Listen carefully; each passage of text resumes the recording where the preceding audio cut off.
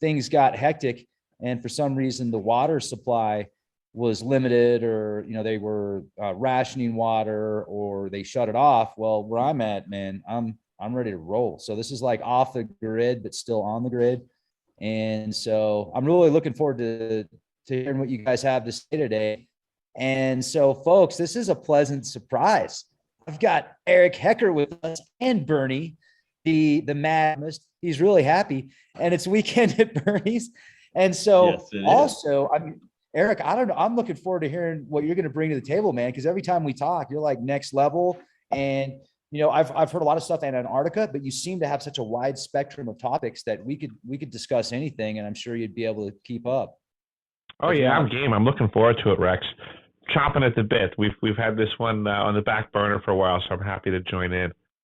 Exactly. Well, it's so great to have you guys, and I'm going to be kind of in the background here right now. So this is your show, and I'll be checking in every now and then. But thank you so much for what you guys do. Thank you for speaking here on the LeakProject Network and keeping the change you guys want to see. Thank you, Rex. Same with Thanks, you, brother. Rex. Absolutely. So I've got a few different things to go over today with both the medicine hat geoglyphs. We'll do some pyramid talking and also go through your different experiences down in Antarctica and what you've made of it since. Good, Eric. I'll let you take over here and just talk for a few minutes, Eric, if you want to introduce yourself, although most people here are probably pretty familiar with you if you've been on a few times, but I'm just going to get ready here. So if you don't mind taking the lead for 5 or 10 minutes, I'll just be listening in the background, but I will be right here. Oh, no worries. And it ain't going to take me 5 or 10 minutes, but I'm happy to chime in. Basically, it's, my name's Eric Hecker, and I'm currently living up in Anchorage, Alaska. I have my own website, deciphering.tv, where I'm trying to get into disclosure by sharing my experiences, what I've come across, and what I know to be true. So I have gone all the way from Levittown, Long Island, which is a peculiar town in the history of our country in and of itself, and peculiar programs in the greater Long Island area. I've also had experiences in Antarctica. I spent a year straight at the South Pole Station. I learned that there are technologies on this planet that are pretty much really beyond most people's comprehension, and I'm trying to bring them into the fold. I thought that it was going to be a much easier mission, that the information that I had could be dropped on the table and everybody would digest it and go, oh, now we all know. But in reality, it seems like it's a lot more challenging to do that. So that's basically where I am at in the state of disclosure, is just trying to really, I guess, repump the information that I've presented previously, that the South Pole Station is like this wild mind control / intergalactic communications system that is not being wielded by nice folks. And we, the people of the planet, need to know something and do something about this, because we're currently suffering really badly under technologies that people don't even know exist. And that's the part that's going to, it's really hard cognitive dissonance, because nobody wants to hear me when I say, hey, have you really truly considered that the decisions that you've been making in the past few years have been manipulated by some sort of outside technology? Nobody wants to hear that. Nobody wants to believe it. Nobody wants to give any credence to it, because the responsibility to that understanding means that everybody needs to really get off their butts fast and furiously and get their lives back, take control of everything. Like this is where I say, know thyself is so important, because there's technologies that are intruding on that. And if people don't pay attention, they're never going to know. So that's kind of where I'm trying to be the crack in the dam of this concrete veil of secrecy on these technologies they're up and running. Right. And so Mark Twain's famous quote of "it's easier to lie to people than convince them that they've been lied to." And I Feel you on that, brother, and it's such a noble cause. So I will let you continue on with some of what you've discovered while you were down there and your research since. I got Oh, to real quick. I want to jump in because I'm hearing you talk about this, Eric, and mhm, I'm fascinated with the mind control technologies. mhm, And I've been studying it now for about 15 years. And there's a lot of misinformation and disinformation about HARP technologies. What I do know is, though, many years ago, back in 2013, I went to Alaska. Before I flew out to Alaska, I used to go on these forums all the time on Godlike Productions that have video chat where people could just, shoot the shit. And I was like, yeah, I'm going to go check out HARP when I go to Alaska. And dude, we got followed by homeless guys. They looked homeless. Obviously they weren't, but they were dressed like they were homeless. We got followed by those dudes when we left Anchorage. And I think that they were following us to see if we were actually going to go to HARP. So I can't even imagine the technologies they're going to have out there in on the South Pole. It could be even more powerful than HARP, especially considering the location. But, we talked before when you brought up the possibility that it was a communication device, like interstellar communication device. And I think it'd be a great to kind of get people up to par with that if they missed that show. That's incredible. yeah. First and foremost, Rex, I can back up your experience with going up over to HARP. I've been there twice myself. It's just a drive for me as a resident. It's a long drive, but it's just a drive. I've done it twice and investigated the area. And both times that I was in the area looking around, I felt like there were eyes on me. There were folks that made contact with me that had, oh, I'm retired DOD and blah, blah, blah. Oh, okay, 10-4. And you just happen to be in the middle of nowhere right next to me in the middle of nowhere. That's kind of bizarre. Yeah, it's, What a coincidence. Yeah, right. I mean, in and of itself, it doesn't prove anything. But boy, it's certainly peculiar when it's happening. Do they still follow you around, man? Do you have a lot of weird stuff happen out there? Yeah, absolutely. I had an extremely weird interaction today driving. I was at a red light. I was at a red light, and all of a sudden the dude behind me starts honking. And I'm going, this is interesting. The light's not green. Like, what's this guy rushing me for? This is peculiar. Someone's trying to get a rise out of me, I figured. All of a sudden, the dude just exits his vehicle, starts coming up towards me. The light turns green now. All the vehicles in front of me go. All the cars on the side go. Everyone's leaving this intersection. And the guy starts saying to me, he goes, hey, when are you going to sell that van? I said, never. He goes, well, how many miles to the gallon do you get? And I said, plenty. And he starts asking me, I said, sorry, I have to go. The light's green. And I just drove away. After honking at you nonetheless, eh? Yeah, I mean, this guy's just interested in my van out of nowhere. This was also, I was exiting my home and had just turned the GPS tracker off on my phone. Okay, so you turn your GPS tracker off, and that's when that happens. That's weird. It was within 3 minutes of that. See, because before it didn't sound that weird. Before it just sounded like some agitated dude that was like, maybe he wanted to buy your van, or maybe he didn't. Maybe he wanted to punch you in the face. Who knows? But now that you're saying the GPS got turned off, and then that happens, that adds a whole layer of spook right there. There are layers, yeah. And then that he was honking while the light was red, but then tries to engage you once it's green. That's even more strange. And as if my van is so highly desirable that, a contact in traffic is required. They wanted to see if anybody was with you, what you're doing, maybe. Oh, there's a high probability it was just a contact. Yeah, just a quick peek. Like, look in there. Oh, he's okay. Yep. Is that him? Right now. Yeah, and it's, there's weird contacts that happen in other circumstances. Lots of folks don't know that vehicles listed for utilities, like the power company, the cable company, and stuff like that. Lots of times those vehicles are like cops or feds or something. The agencies have deals where they have certain aspects of the fleet that are already set aside. They're just put in a different parking lot corner, and they're for the feds to use. And they can just dip into any one of these cars, and next thing you know, you think it's the cable guy that you're talking to, but it's really a Fed that's trying to get info from you that you're willing to give away because you see the car in the uniform, so you presume. Hey, it's the cable guy. Let's talk to him. Yeah, cable guy's walking up and down the block with a scanner thingy and just makes contact and gets info, and you give up free info. And in Alaska, that's the peculiar part. Oh, well, yeah, there's always, yeah.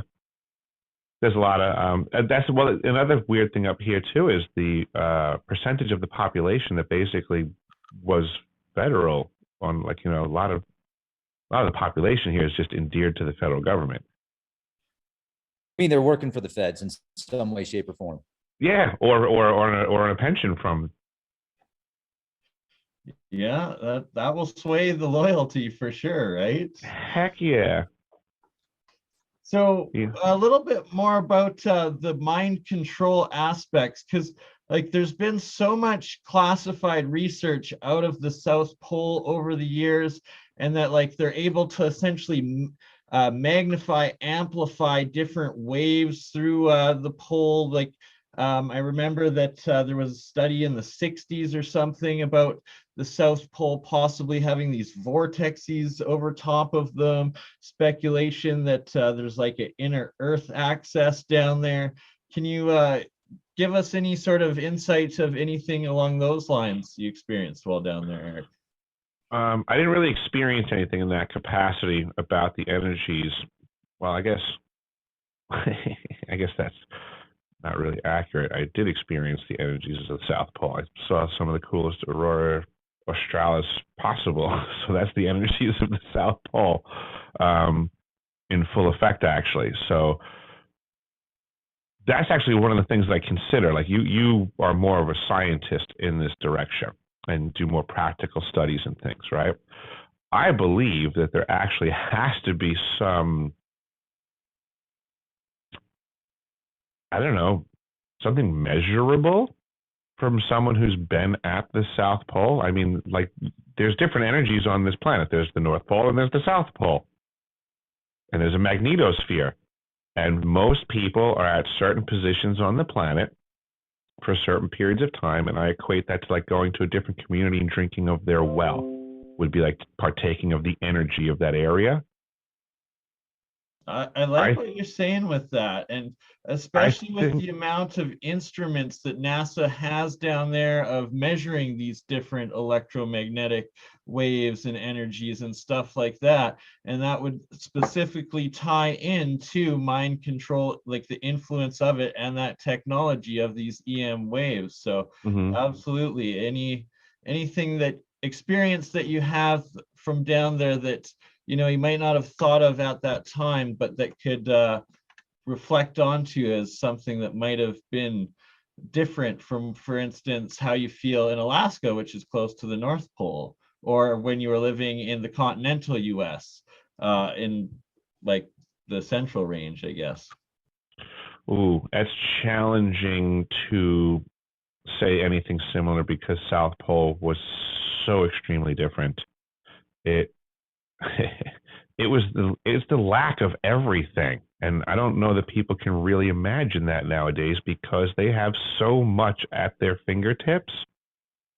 I mean, it's a year of nothing. I mean, literally take away everything that you enjoy doing and remove it, basically, like, and then like lock yourself in the room, throw away the key, and make it 100 below 0 degrees outside for 1,000 miles in every direction. I mean, there wasn't anything else quite similar to that per se. But in regards to the mind control stuff and the experience and what I think about differently from then until now is I do believe that our winter site manager, and this is all referenceable on the news if anybody wants to pull stuff up, my winter site manager contacted, her name was Renee Nicole Dusseur, and she contacted the news. She was trying to get medically evacuated in the middle of our winter season, which is not possible. She, I believe, suffered something I believe she believes she suffered something, and she tried to figure out what it was and thought she had a stroke. So she was hurt. I get that. When somebody's hurt and they're scared, they do what they can to try to save themselves. So she was trying to get medically evac'd in a circumstance where it wasn't happening. It made all of the news. South Pole scientist tries, needs help. It was 2011 that it occurred. And I think it was a directed energy weapon attack or some sort of mind weapon. I believe our facility was doing offensive work, and I believe that she was suffering the symptoms of people firing back at us, basically.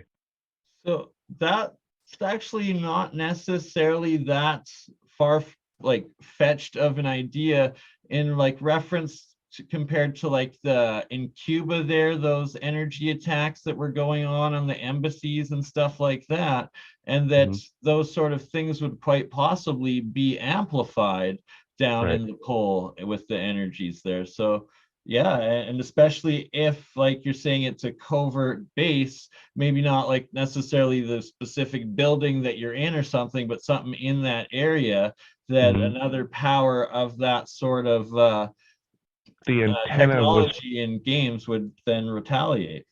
The antenna array, the phased array transmitter officially was kilometers in dimension, in 3 dimensions, kilometer by kilometer by 2 miles high.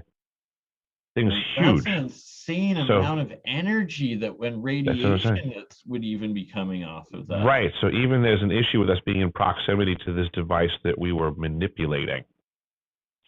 So there's issues to be asked about that first and foremost. How does it impact the personnel in proximity? I don't have the answers. They're just questions. I know it negatively impacted members of my crew. We've been in contact. This is part of why I disclose, is because I know what happened to my crew. We now also know that Havana-like syndromes were present for our crew. They just didn't have terms for it then. We've been trying to figure it out. I know that the technology is there. 2011, and then Savannah syndrome started coming out in 2016 or 2018 or something like that. So correct. At least 5 years after. And they were discussing how it was DoD personnel and associated foreign agent type things, and South Pole Station and the United States Antarctic program in its entirety, I think would fit that bill. Especially with the consideration that our season, so 2010, 2011, when I was there, was when we went from construction to operations and maintenance on the IceCube neutrino detector, which is also the phased array transmitter. So it was literally the season that they were firing up the gun, when they were dialing it in. So I think in the process of us dialing it in and discharging, that there were other entities that were basically returning fire, that it was just game on. That's what this stuff is for. And as always, then civilians just left in the crossfire. Yeah, civilians that were hired by Raytheon. So were you actually, who was your contractor, if you don't mind? And also, can you pull up a picture maybe as reference for the viewers of the antenna array down there, or some of them? And sorry, Eric, I just need 3 minutes if you don't mind filling the No worries. I'll be right back. What was the first question? A picture of I thought you asked something before that. I don't know if I have anything handy, but I thought you asked something before that. I did. Now I'm trying to think. You did ask something before that. Dang it.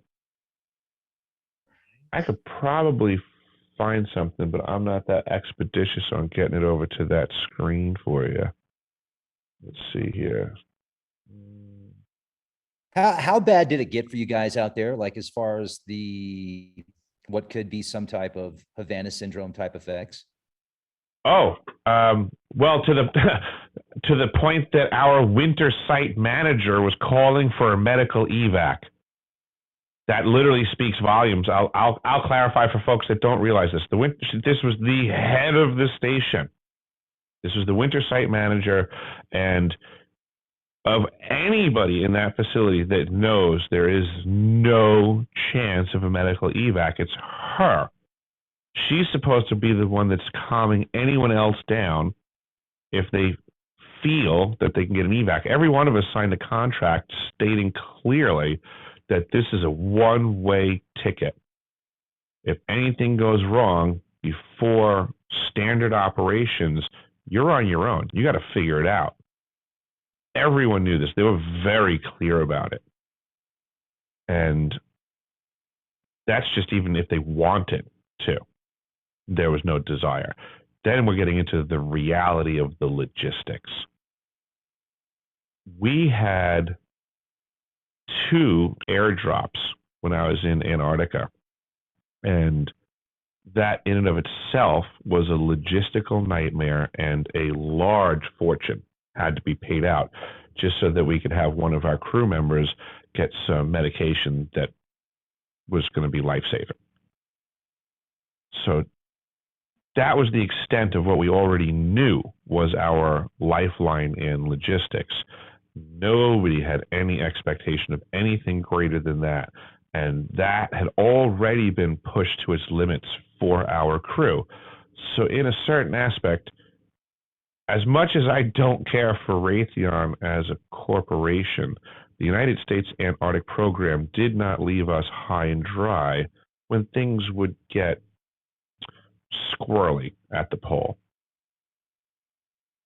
Well, even with that being said, this winter site manager knew all of that and was apparently, I would just simply say, injured enough that she was scared enough for her own life that she was doing what she thought was in her best interest at the moment. And she was being unreasonable by asking for unreasonable things. But I get it. You know, she's a hurt animal at that point, would be my perspective. And I would, in hindsight now, I don't think she had a stroke in the slightest. I think she was just trying to identify what her symptoms were to something. And we now see this list is very similar to what is the Havana syndrome symptoms. And it's just unfortunate that I'll speak publicly on her account because she's someone who went public on her experiences. And I will just state that I've spoken to other members of the crew who have had other similar symptom lists to Havana syndrome, myself included. So we're just trying to figure out what's going on down there because we know the technology exists, we've experienced it firsthand, and we know it's being used on everybody else. We're just the first ones hit, that's all. First ones to become aware, but we're not the only ones. We're not special. This stuff's being used on everybody. We need to all collectively start understanding the technology and the potentials. This is not a single item. These are multifaceted weapons. They do a multitude of things.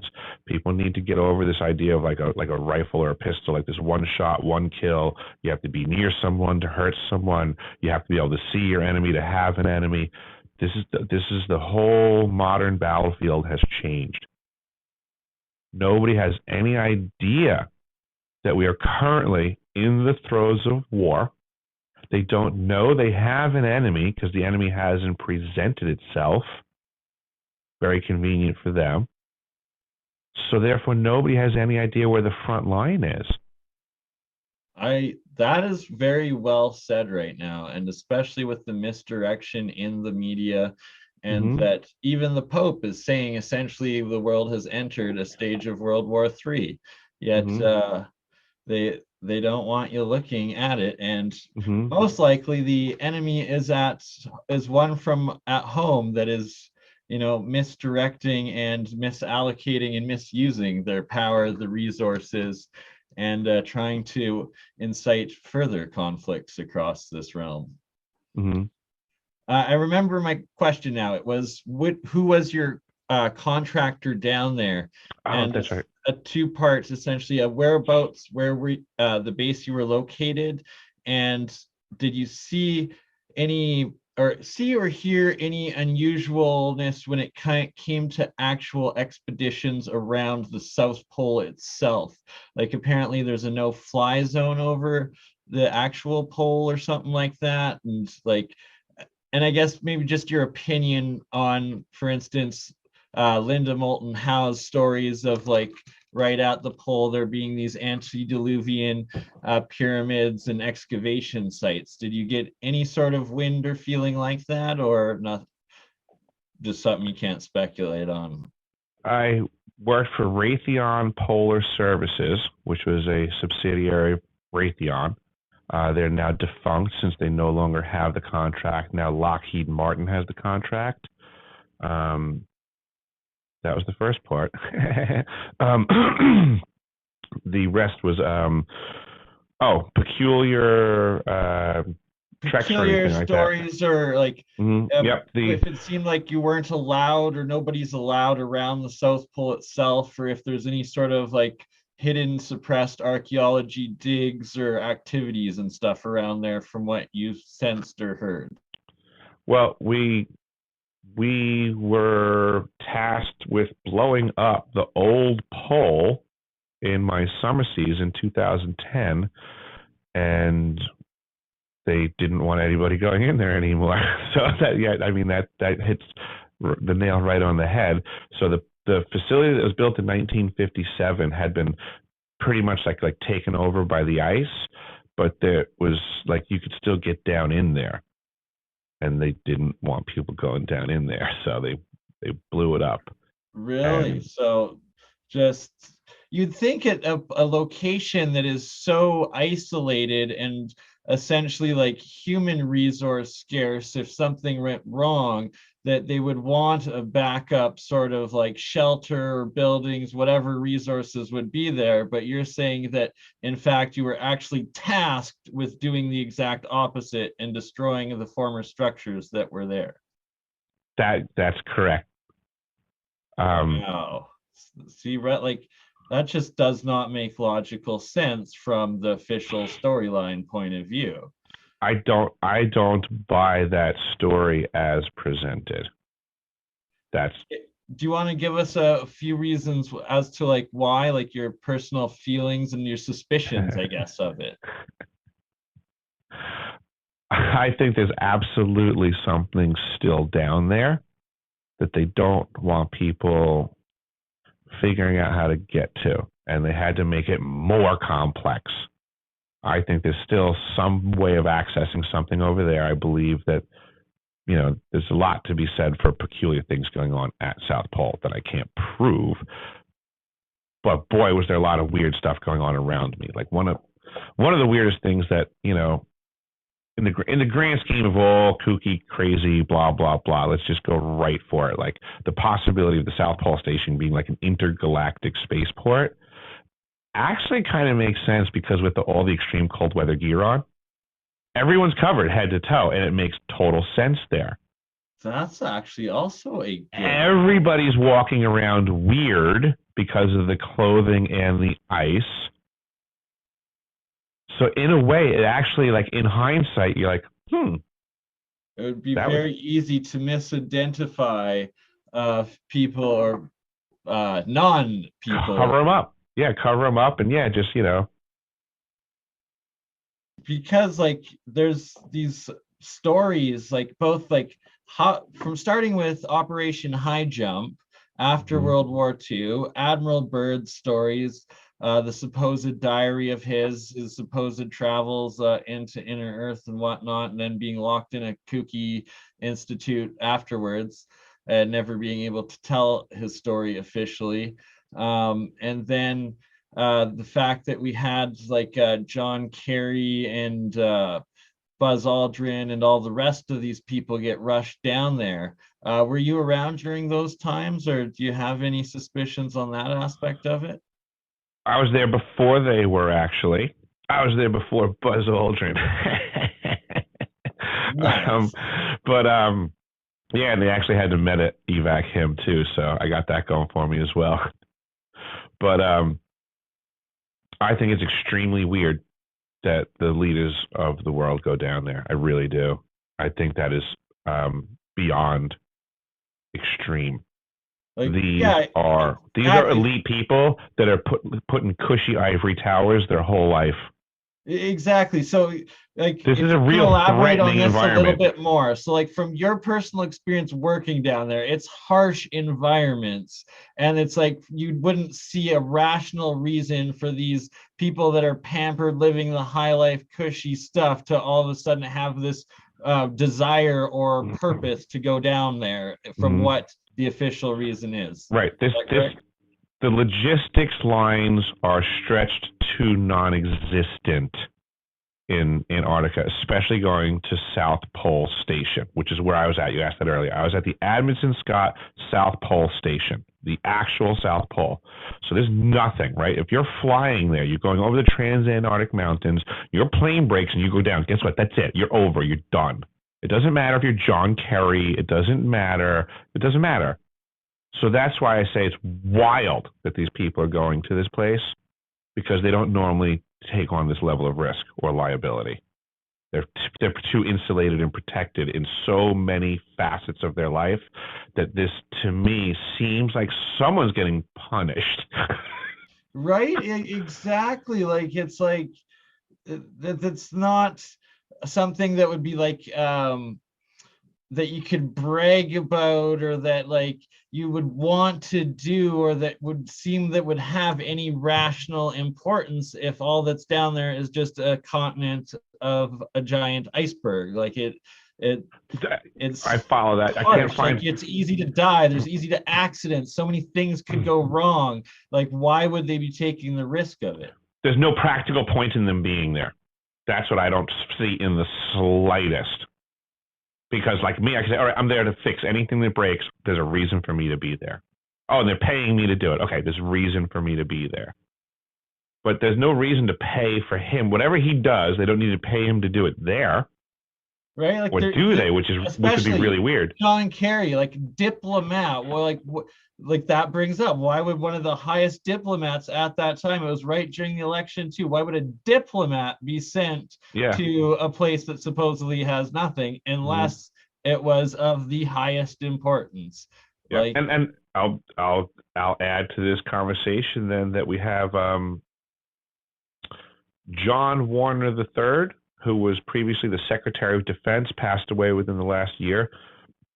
Prior to him passing away, he stated to his son that the United States Submarine Service was actively involved with secret facilities underneath the ice in Antarctica, that there were steam boring tunnels and the such, and that this facility, or these facilities, I should say, were used for space operations, was what he was quoted as saying. So there's definitively stuff going on in outer space. I'm not even gonna begin to debate with folks whether or not they think there's like a massive amount of life in space. To me, that's a given. Just because we don't see it, I mean, come on, cut it out. As far as I'm concerned, that way too. And you pretty much confirmed all of my suspicions from like my own research and intuition into the South Pole. And especially, have you ever heard of Nassim Haramein and his Resonance Foundation? Yeah. Yes. A lot. Exactly. I love Nassim and his work. And through his Schwarzschild proton paper and thesis, astrophysics, he essentially explains and believes that within each atom, but also within each planet and everything, there's a black hole within itself, and there's a portal essentially at the poles. And from other stuff, it's like if you spin a cylinder, a ball of water with just a little bit of air in it, if you rotate it really fast, the air, the bubble actually goes to the very center of the sphere and is hollow. So it adds more to the fact that there's this possibility of either there being like a space-time sort of vortice at these poles, or whether these legends, myths of a hollow earth or something like that. It's that there's some sort of portal access, off-world or in-world sort of situation out of Antarctica.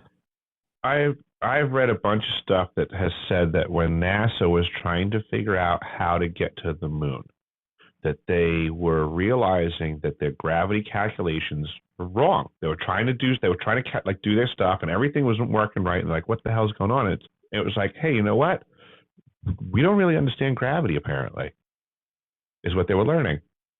We think we do, but look what happens. We keep screwing it up. So then they just realized that what we can do, though, is we can do a workaround. We're gonna enter. Apparently, if we enter the moon's magnetosphere, gravity, whatever you want to call it, from the southern pole, our stuff works well enough. And it was a little detail that I noticed in all these other conversations about everything to do with the lunar project that just stuck out to me. And I was like, they were having trouble calculating gravity and South Pole, blah, blah, blah. And I was like, I wonder if this works like on all planets. Like maybe it is just easier to enter and exit the magnetosphere of a spinning sphere from the southern pole. You're bang onto it. And I believe it was an American NASA scientist that was like maybe it was late 50s, or it could have been 60s or early 70s, that came out with this big theory of studying. And yeah, he was like, I think it was like through the UN maybe, that NASA did this original 5 or 10 year study down in Antarctica, and then it was his findings, and then it was like, it came out, I think, either due to sunset clause or it was released by the Russians after the fall of the Soviet Union, one or the other. But I remember seeing it, and it talked about a lot in the UFO documentaries of the late 90s, early 2000s, that there was some sort of energy vortex out of the South Pole, and that NASA had been studying it to utilize to escape the gravity velocity of the Earth or something like that out of there. So just more supporting evidence to things that I've heard over the years. Yeah, and they're definitely studying the magnetosphere down there. I mean, that's something they're paying attention to, and they were, checking stats on it daily. That so was part you of the science yourself have that they been shipped. to the actual the actual South Pole itself. Yep. And that's so cool. Yeah. And then you said that they were covering up the former infrastructure, dig down, access to below. Correct. And The original one down there. The original pole that was constructed in 1957 from the first winter over crew, which my crew, we actually got to have a conference call with them, which was also pretty amazing. We got to, I don't know, it was the weirdest thing. We got to have a chat with them, I guess, because we were going to blow up their facility. It was like kind of weird. Like we had a conference room at the South Pole, and they gathered our crew in, and they brought us on with what they said were the survivors of the original facility. So now, even in hindsight, that was a weird conversation that we had. And so were these survivors, they're actually at the South Pole, or was it video conference sort of thing? It was a conference phone call. Wasn't even video. Yeah, there was not a lot of. Oh my God, did they have these poor quote unquote survivors trapped down there the whole time? No.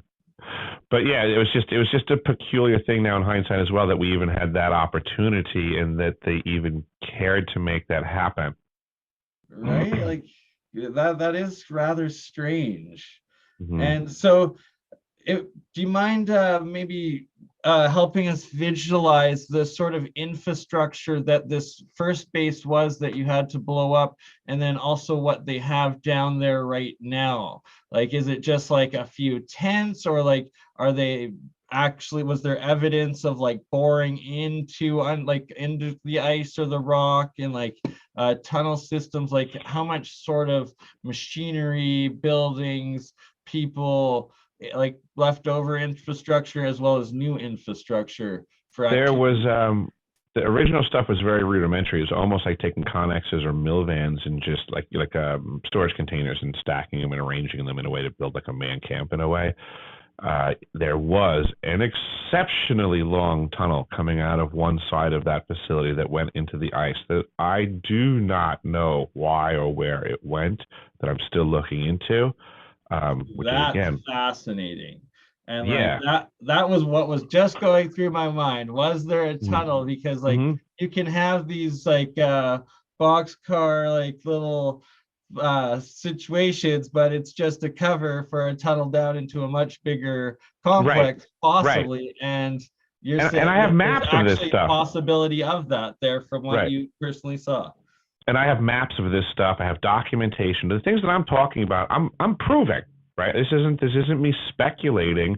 I mean, I put it that I do have speculations. Don't get me wrong. But there are times I'm speculating. There's times I'm like, hey, listen, this is a rock solid fact. Check it out. Boom. Here's a map. Here's a photograph. Here's, whatever.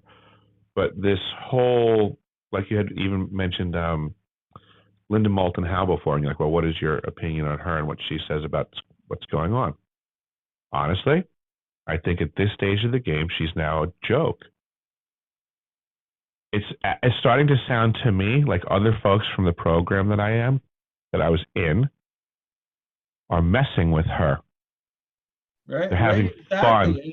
There's people that do know some stuff. Info, programs going out there, right? So it's like you're verifying that you've actually been down there, and it's like clearly, if you were at the South Pole itself, it's like you would have known or seen something to indicate an active giant dig below, but you have yourself seen a tunnel to something that could well be that there is definitely something down there, but just the info that she is being fed is most likely disinfo to then take away the credibility of whatever is actually exactly there. Yep, correct. That's exactly what's going on, is that folks like her are gatekeepers. They might have been doing stuff good in the past. I'm not going to knock an entire person's career overnight. I'm not saying that everything's garbage. I'm just saying where this person's position right now is not practically helping the community. And that she might not even be aware of it, right? She may not. She could be being played, and like she's getting played is how I'm trying to look at it. I'm trying to play the nice guy. I think she's getting played. There are some really nutty folks in the Antarctic program, and it seems like some of the stuff that I'm seeing in the community might be that like it just got on the radar of the programs, and they don't care if these people aren't into the SSP and blah, blah, blah. It could just be fun, just like other trolls exist in other ways. What if there's folks that are from the Antarctic program that just want to mess with Linda Moulton Howe? How is she going to know better? What if anyone from the military, right? If anybody from the military, right, even like just say a disinformationist, right? Let's say someone from the government actually wants to slow my roll. So what, somebody shows up with a DD-214 and says, I was a Navy SEAL, so therefore I'm credible. So any story that I tell you must be true. Exactly. And I thank you for being honest with this, because it's what needs to come out. And I kind of suspected that, and also how much it's like it seems that they've directed this disinfo at her and worked at it with her and like just built it up into this thing, because it's like there are these real pyramids down there. Like there's, on Google you can see it, like there's pictures of them and stuff like that. I possess a photograph of a pyramid in Antarctica. Can you show it? I've shown it before on the internet. It looks terrible. It doesn't present well, and everybody goes, "That's not a pyramid." Yeah, because it doesn't. It wasn't meant to be presented this way. Fair enough. We've all seen the pictures down there, and you're saying you yourself have experienced pyramids down there. I have this photograph in my possession. I have taken this photograph with me to 2 events, 2 conferences. I've shown it to people like Brad Olson, an expert researcher in Antarctica. I've shown it to Laura Eisenhower, also an expert in the topics of the things that we're discussing. Both of them have seen it. Both of them have said, very awesome, good for you. Like, no one's arguing that this exists. It's just I'm trying to get this information out. I'm not saying there aren't UFOs. I'm not saying there aren't pyramids. I'm not saying there's not all this stuff. I'm just saying let's just have a conversation with the people that are really disclosing it, not the ones that have cool stories. Yeah, or that's are being misled. Dude, due I to- gotta jump in here real quick, man. I gotta jump in. It's important, man. It's important. Okay. I got abducted by space aliens, and I saw 200 of them. I counted, and they all had 6-packs, and they told me all about their lives and what they did, and they told me about how long they were pregnant for. I interviewed a guy that said all this shit, right? And I said, "Oh, really? How long are they pregnant for?" 3 to 4 weeks. Yep, that's it. 3 to 4 weeks. And busted. Sorry, buddy. You know, I mean, come on, dude. First of all, the guy like he came on the show. I did the show because a friend asked me to. I was like, sure, I'll do it.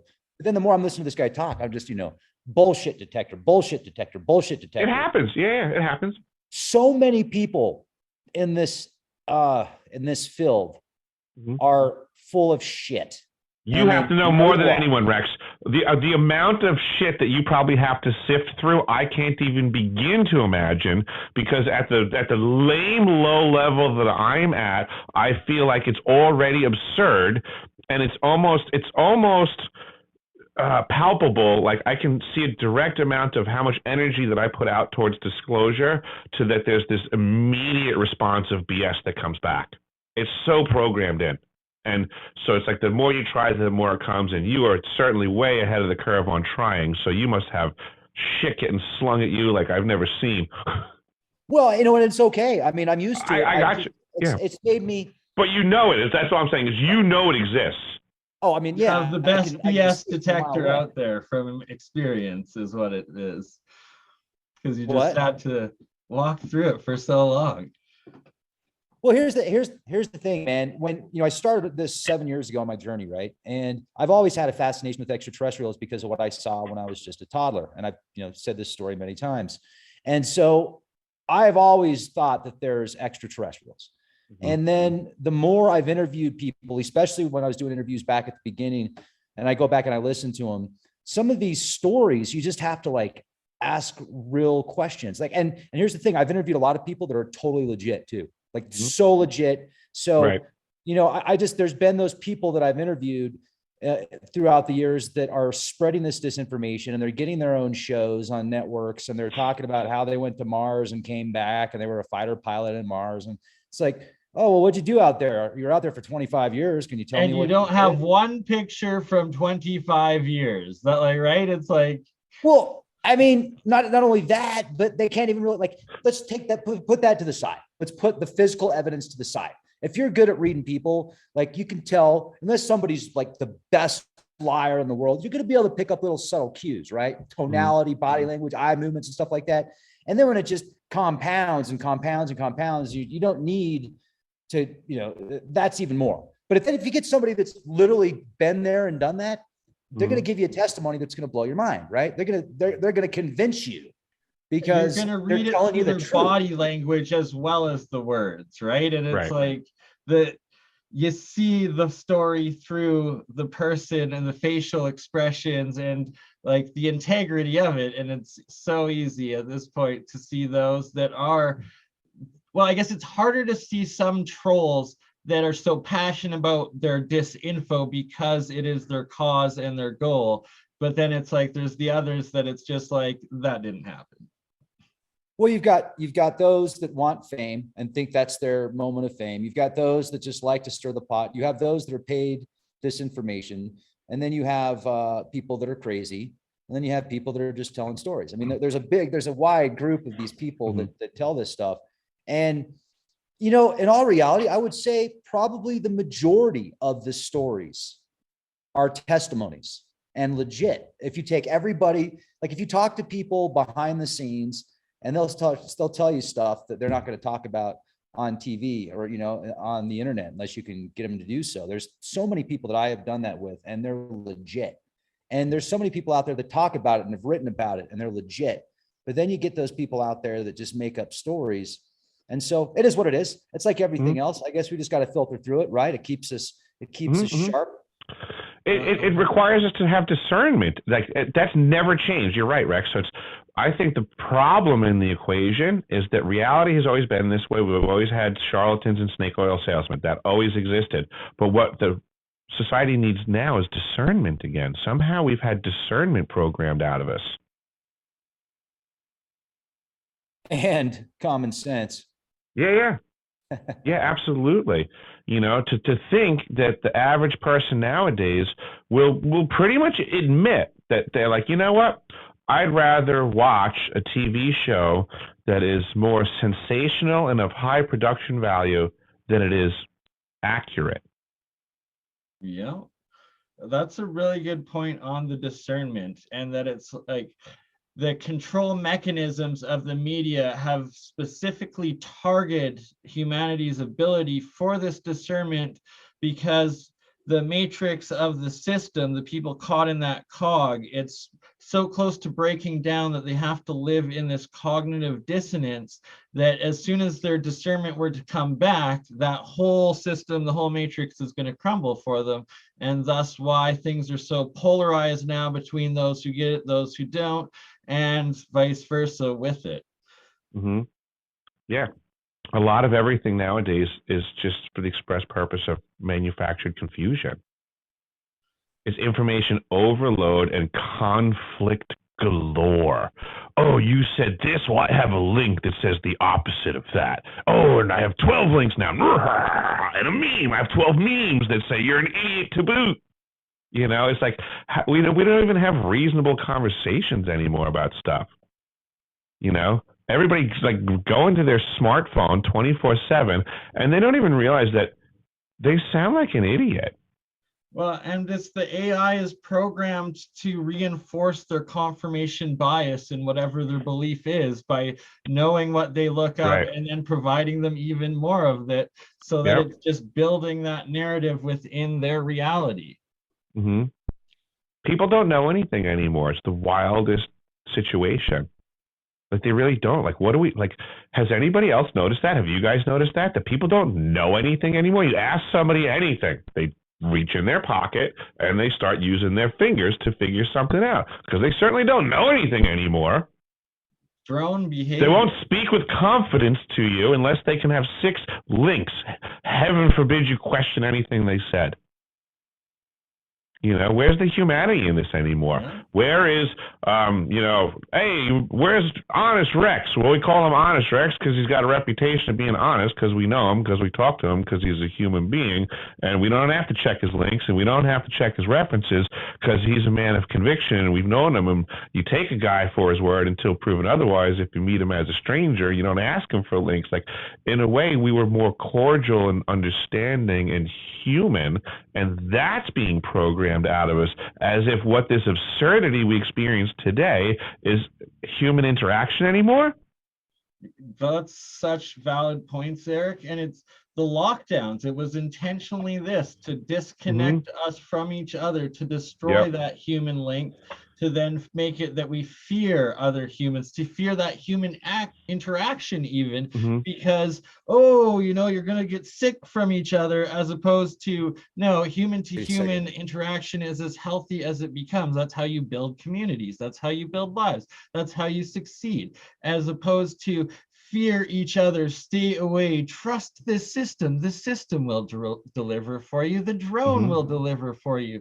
Don't you dare open that door and see another person face to face, yet alone talk to them. Yeah. We were talking about mind control before in programming, right? I would say everybody is currently already completely mind controlled and programmed to respect the master in their pocket. When that thing beeps or dings or vibrates, they will respond. They'll do what the master says, and they're already slaves to this. They're completely enslaved already right now. You want to doubt that they're enslaved? Not only are they enslaved, they love the master, because try to take it away. Right, Stockholm syndrome at its finest. That's right. Tell everyone they can't have their cell phones. Watch them tear your head off. Yeah, it's just right. Start a campaign. No more cell phones. Ban cell phones. Cell phones banned. You're a horrible person if you use a cell phone. Watch how far that program goes. Even though it's the weapon of our demise. You will be walking that plank in no time. Yeah. But it's that there's no moderation either anymore, right? Like the common sense is gone, the balance is gone. It's just everything has been pushed to such extremes. And so another question I have for you out there, because of your like, I've gotten to know you a little bit now, Eric. I think this is our fourth or maybe even fifth time talking both publicly and behind after podcasts and stuff. But so I take you as a very genuine individual, and I'm very fascinated by your actual experiences and travels down to the South Pole. And where I am, so, and now you're on the other extreme up in Alaska. And so where I am in Calgary, Alberta, it's not as far as Alaska, but it's still decently far north.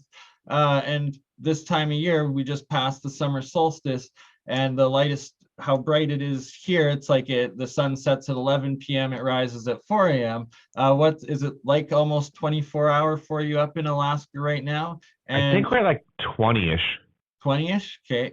Yeah, because it's a little bit further away from the North Pole. And then second part question is, when you were at the South Pole specifically, how long were you at the pole itself for? And did you experience either the 24-hour darkness or lightness, or were you around for those times? I spent 366 days on Antarctica on the ice. I spent about 12 hours in McMurdo when I was heading south to go to South Pole.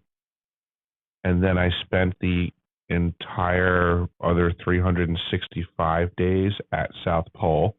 And then when I left Pole and got back to McMurdo again, I was out of there in 12 hours again. So the vast majority of my time on there is with South Pole. One full year. At that pole. As we say there, I spent one day at the South Pole from a South Pole perspective. It's awesome. Celestial. It was one day. It took 365 days for the sun to do there what it does at your house in a day, 24 hours. And yes, I experienced 24 hours of sunlight. I experienced 24 hours of darkness. They were very extended periods of time.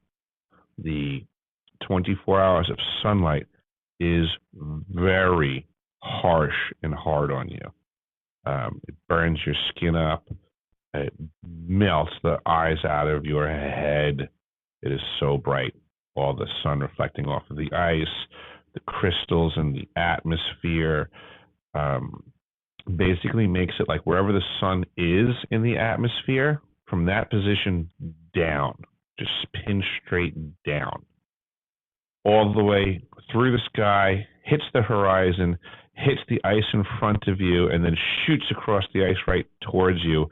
You have this, from your perspective, it's just this one thing, this bar that is all apparently of the same material of the sun. So it's like turning the sun up like 100 times. It seems like having that much more sun material in front of you is what it feels like and looks like. I could not imagine that. Like, I get burnt up just springtime skiing on the glacier. It's like 2 hours out, my face is just burnt from the sun block reflecting off the ice. So down there, like, oh gosh. People would get really, it's funny you say that, people would mess up. I mean, they're like, we were trained to do our gear and keep an eye on each other and stuff, but every now and then someone would mess up, and you would see that somebody was outside and they didn't have the underside of their neck covered. So it would be reflected light coming from the snow, and this area would be all burned completely underneath their chin and on their neck. And you'd be like, ooh, you know, you're like, yep, I didn't see that coming. Like, right? Like, just, I can imagine like the burn blisters from that, like, just being like on a glacier a couple hours ski, like, oh man, and that's 24/7 for a little bit, right? Right now they used to be doing darkness down there. Here's an odd little fascinating fact, so to say. So the South Pole Station is at the geographic South Pole, but that's on a 2-mile high glacier. So the facility is adrift on the glacier for all practical purposes, just up at 2 miles high. So that glacier is moving. It moves about 33 feet a year, and they remark the pole. So officially, from the day that I got there till the day that I left, the glacier had moved 33 feet. So I am a glacier surfer. That 33 too. You moved 33 feet, 33 degree. Yeah, it's always interesting where these numbers show up, but that's the number that they use there. That's fascinating. So do you have any footage, or were you able to record any of the I want to say Aurora Borealis. I know it's Aurora Australis. It's Aurora Australis down there. I was not able to get video of that. It is, how do I put it? It is a dark beyond compare. It is devoid of everything but just the massive distance starlight. And standard cameras don't really catch that. When you point them at the sky, it just looks dark. So the auroras, like you could get the light of the auroras, but it's so muted or washed out. You have to have cameras that you can play with everything to make effects so that you can even capture the aurora in reality. The second reality is that the photograph doesn't represent what you see. Yes, it's a photograph of an aurora. Is that what an aurora looks like when you're there? No, right? That's not what it looks like. Justice. Never do it justice. Not even close. Yeah, because they have to play with things to catch it, so it makes it not what it looks like in reality. So it's, I hate to tell you, folks, if you don't go there to see it, you don't never saw it. But that, it's perplexing to me hearing you describe this, in the sense that logically you would think that if it's so dark that these lights, if they're right overhead, would be easier to capture, and then it brings questions of that energy. Is there a flux, or what? Why is it that it's so hard to catch it? Understood. And yes, you are right. Great point. But I will be hard pressed to start figuring out all the peculiarities of South Pole and make them make sense. But I'll add. Sure, right? And it's like, I'm not asking that just of you. I got you. Yeah, great point. Scientific questions. Yeah, yes. Like, this is great information you're bringing up, and I wonder if it's similar to so like when I would go walk out on the ice, okay, and I'm going from building to building, when there's no wind, it can be so quiet. There's nothing there. I mean, the deafening of the deafness of it is just, it's wild, okay? You hear your blood circulating at those moments. It's so quiet. Does it feel like the energy and like the sound is almost being like sucked off, or like? Yes, that's exactly where I was going to go with it. It's like at that point, at those moments, it's like if I were to try to talk, and like it would be more exasperating. It would be more noticeably exasperating that you can almost feel your sound being muted immediately. So it's like you're trying to speak up and you realize you're trying to put more energy out to make what was a different or same volume, like you're getting a loss of function. I get what you're saying, and see how I was able to predict that and sense that. Have you ever seen, I think they're called light columns. I don't think they're light spreads. Yes, I totally have. Yes, yeah. I've seen them in Barrow, Alaska. Utqiagvik. Barrow, Alaska is the northernmost point in U.S. And I have seen those light columns, and they are one of the coolest things I've ever seen. And it's like, it looks like they're being sucked up essentially. And so I've experienced them twice in like the crazy winters in here in Calgary, Alberta, and the Alberta plains. And I actually have my own pictures of them, of these giant columns of these lights, like way up in the middle of the air. And it's like, there's nothing between them and the light post, and like nothing up. And at those times, it also feels like all of the energy is just being sucked up. And it feels muted. I think of it like muted, like everything's like dampened. There's like a, how do I think of it? Like an increase in atmospheric pressure. It feels or like there's like something pushing on everything in a way. see, like I felt like it was down. sucking the exact opposite. Like it was almost sucking it all up-ish. But it's hard. I can feel it's almost bidirectional. I feel like I almost feel like in a way that it's like there's like an increase of pressure, so that it presses down, but then the stuff that's down can it goes up. Yeah, right. It Well, pushes it like one place is being pushed down, the other has to be pushed up, right? So it's and therefore even like as you're feeling it there, the beams are pushing up. So you're like it's almost like simultaneous. Like you're feeling the pressure, but the beams are going up. So there is some sort of toroidal energy thing going on, probably. That's so cool that you've had the same experience that I have with that, and it's weird when it's happening, and it's like everything's amplified, but like missing almost with energy.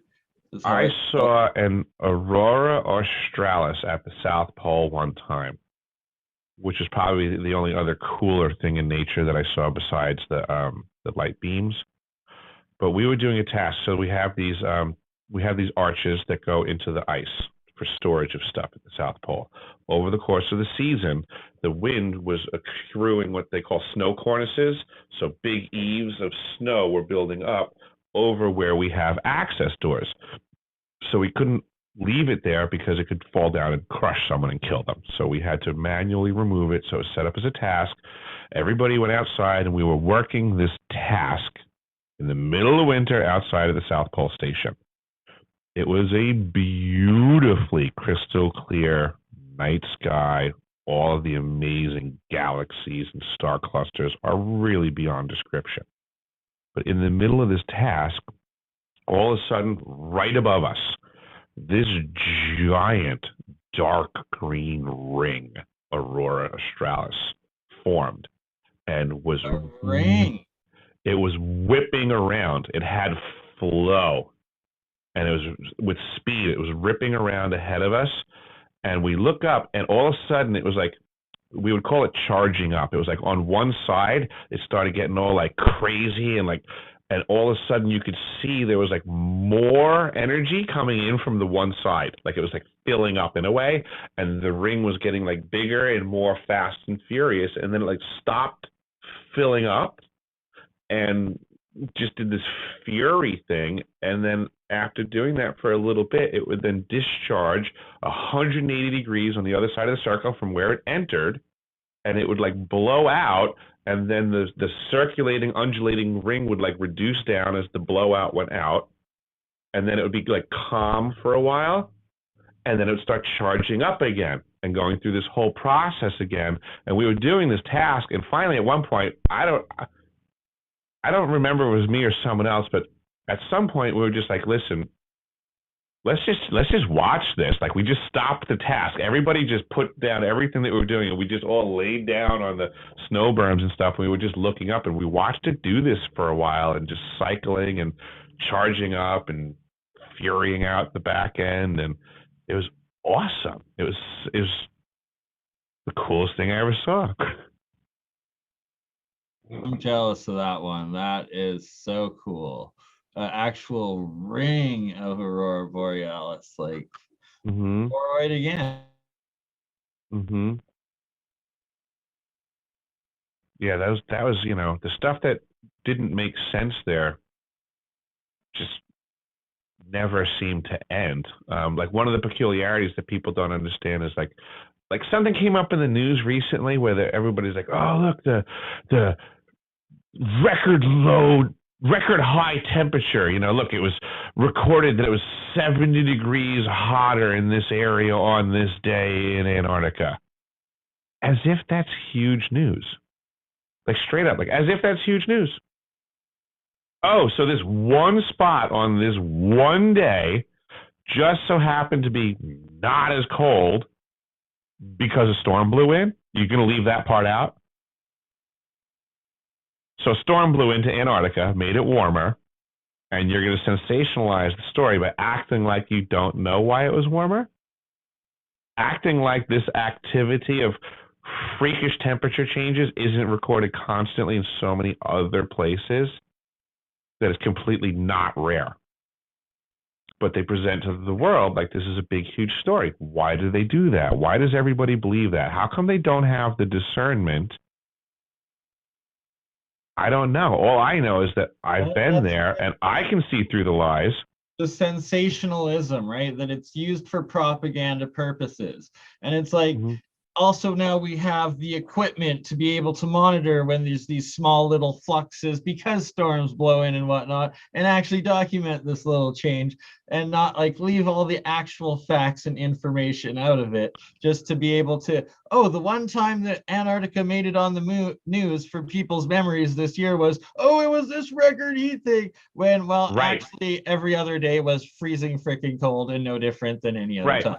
Right. And how come, you're right. So now you're exactly right. So now that's what they remember instead of Eric Hecker said there's directed energy weapon systems at the South Pole Station because he was there. How come people don't hear that, but they hear Linda Moulton Howe heard from a guy who said he's a Navy SEAL and she said we should trust her. So, but dude, it was 2 degrees so it's obviously a there. spaceship. It's a spaceship heating up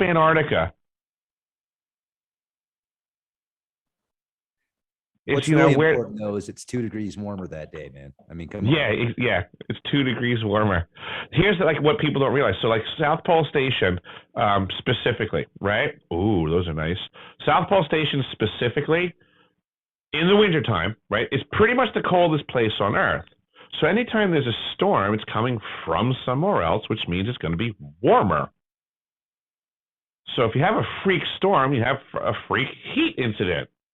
It's not actually really that freaky. It's just cold weather.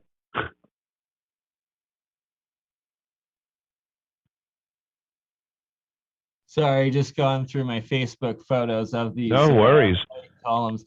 And as I know, I got a picture or two of the light beams in Barrow somewhere, but I am not that organized.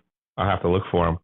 And this is from my cell phone camera like 8 years ago now. So it's like, they don't look that spectacular, but you can still see them.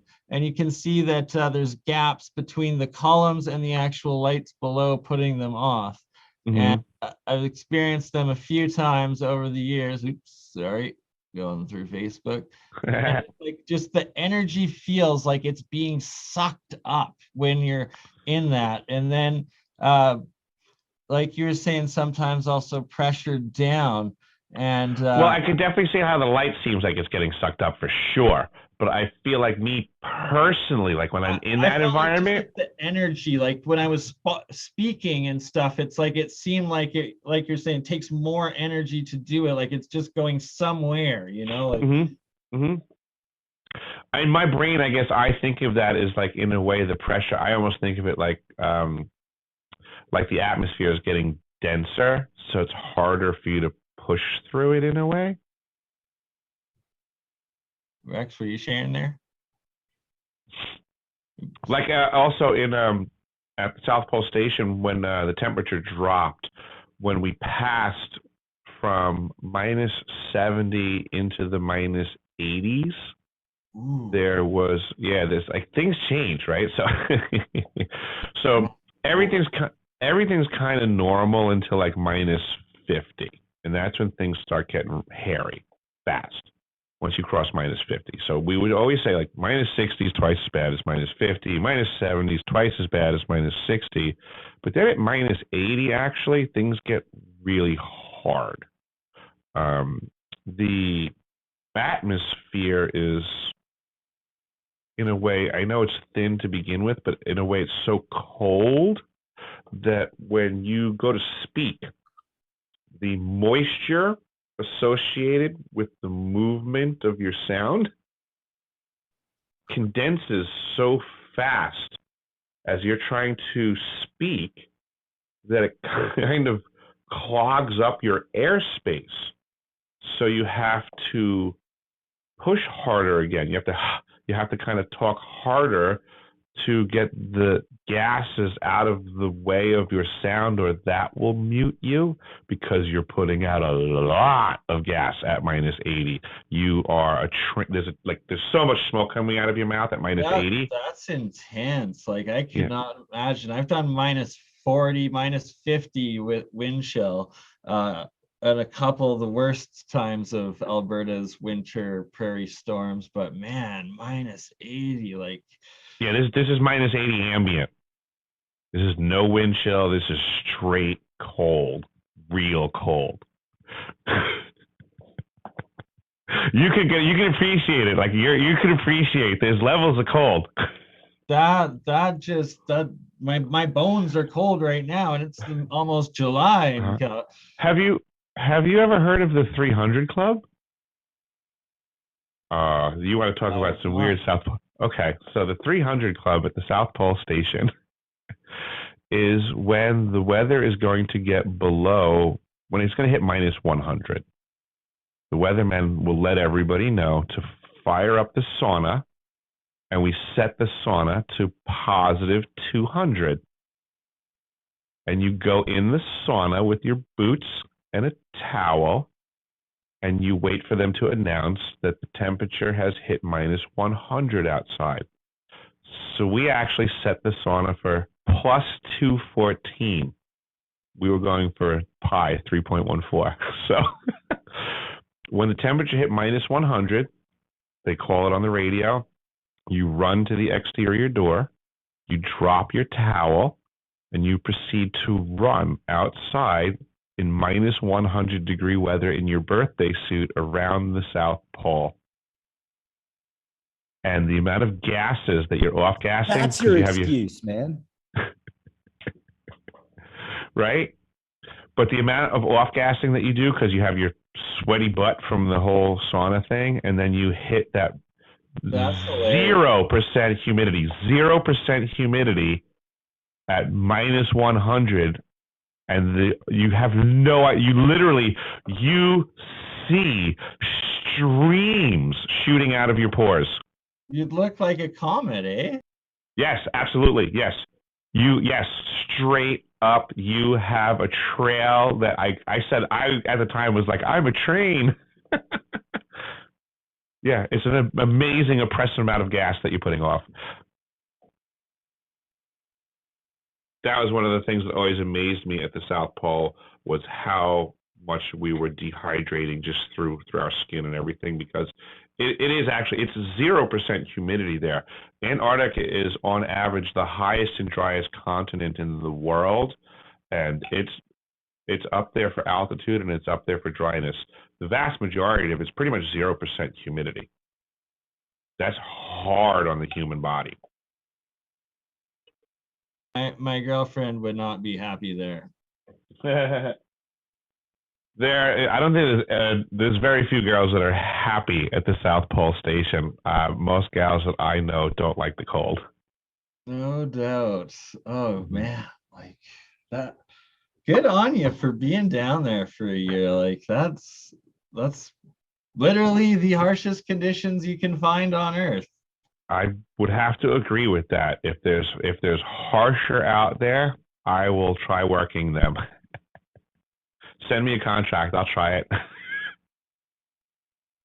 Like, what if you got a sore back? I can only imagine what that would do to somebody that had like a couple of herniated discs or something.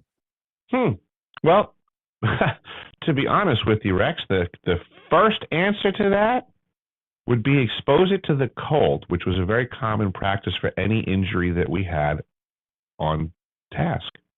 If you were doing anything and all of a sudden you smashed your hand, you hit your head, you tweaked your back, expose it to the cold really quick. Peel your glove off, take your hat off. Watch that throbbing go away really fast. It works.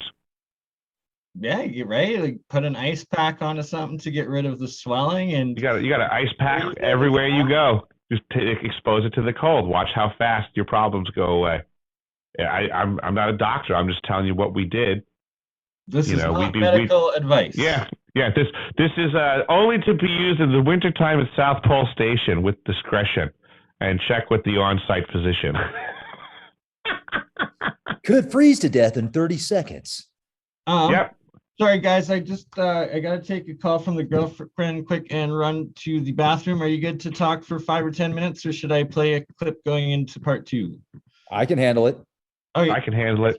Okay, I'll be right back. Nice. So how do you feel about like what you're doing now? Everything's got to be easy. Oh, work-wise? Yes, absolutely. It's a whole horse of a different color. I mean, I'm completely up for the challenges and the hard work and the remote environments. I love that stuff. It's great, makes you feel good. But there's a lot to be said for the simpler days as well. I'm not a spring chicken anymore. I just turned 47 recently, so for all practical purposes, a lot of the work that I've done has just been getting harder and harder and harder most of my life. So, sometimes it's nice to just stop and smell the roses. I really enjoy what I'm doing with the disclosure stuff. I have an excellent job here in Anchorage. I love working with folks like you, Rex, and I really feel there's a lot of confusion in the world, and I really want to do what I can to help get rid of that, because I have experiences that can't be denied, but people can try to slow my roll for sure. In my experiences, when it comes to, organization and factions that are trying to promote disorganization, it seems like every time somebody tries to rise up and be a voice or start a movement, that there's always the issue with moles, provocateurs, and dissipators. I don't believe in the form that folks like you and I run in that we have to deal with moles and provocateurs so much. But the last category, dissipators, that's a really easy weapon to be wielded. And that's what I am trying to figure out how to get through the violent seas of right now, because I'm not experienced at this part of disclosure. I'm only experienced in my life experience, but now that I'm trying to disclose, I am amazed at the amount of folks that seem to be on some sort of mission to slow down disclosure. Almost every corner that I turn, every door that I open, it seems like these folks are disingenuous. Oh, I'm a researcher on this, and I'm trying for disclosure on that. Oh, cool. Let me talk to you about, well. Interesting. Very interesting. How many doors get slammed in my face, and how many conversations are with folks that aren't actually really interested or versed in the topic in the slightest, but they have access to sensational claims. Well, here's the thing, man. I'll tell you, some of the real legit people that I've talked to just recently that I can think of off the top of my head that have shared their testimonies, and I absolutely believe them, and they've shown me physical evidence. I've got a friend that is Hopi Elder, and he's one of the last of his tribe. And when he was a kid, he remembers getting abducted, and his friend did too. And his friend disappeared for 60 years. Whoa. And when he saw his friend again, he said, "Where'd you go?" And his friend said, "I don't know." And it was really weird. You got to listen to this testimony because he does it much better than I do. I'm just repeating. Fair enough. But here's where it gets even more juicy. Here's where the physical evidence is. He has an implant in his hand, no incision marks whatsoever. Magnets stick to it. Ooh. He showed me the x-rays. He showed me his hand. He showed me the magnets stick to his hand. You know, he's legit.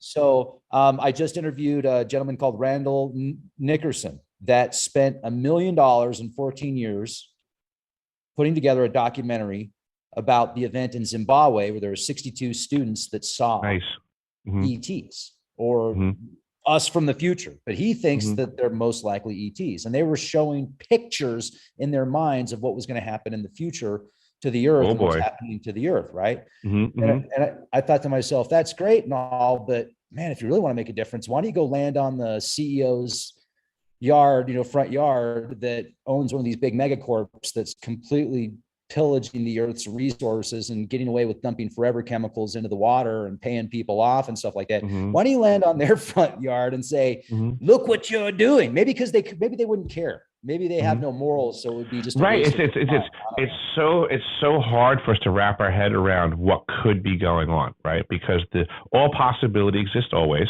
right? First and foremost, so we have to be really open-minded. So in regards to this specific event, I mean, for all we know, this spaceship could have been having a mechanical breakdown, right? They could have had no intention of being here whatsoever for all we know, right? But lo and behold, here they are. And next thing you know, there's a pack of kids. Well, they didn't kill them, so apparently they're not bad aliens, right? So right off the bat, we know they didn't kill these kids, so they can't be that bad. But maybe in the process, they're just like, hey, here we are fixing our flat tire on our UFO, and you kids walked up, and in the process, we're going to hook you up with a little bit of what we got going on and what we can do. Maybe it's just that simple. You know, like meeting strangers passing on the side of the road. Like it's you do what you can for each other at that moment. And while they're changing the flat tire, they're going to go ahead and send images into these kids' heads, showing them how the Earth is being destroyed. We got why not? There. Yeah, why not? Like from their perspective, like we might see that as a big deal, but from their perspective, it might just be like a simple, like, oh, I'm gonna, help you guys out.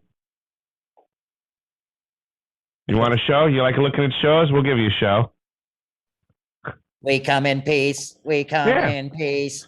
Yeah. It's fascinating. I mean, BBC picked it up. Harvard, a Harvard professor. There was a ton of stuff on it. I'm familiar with the story. I'm not versed on it, but I've heard of this, and it's my understanding that this is one of the legit occurrences.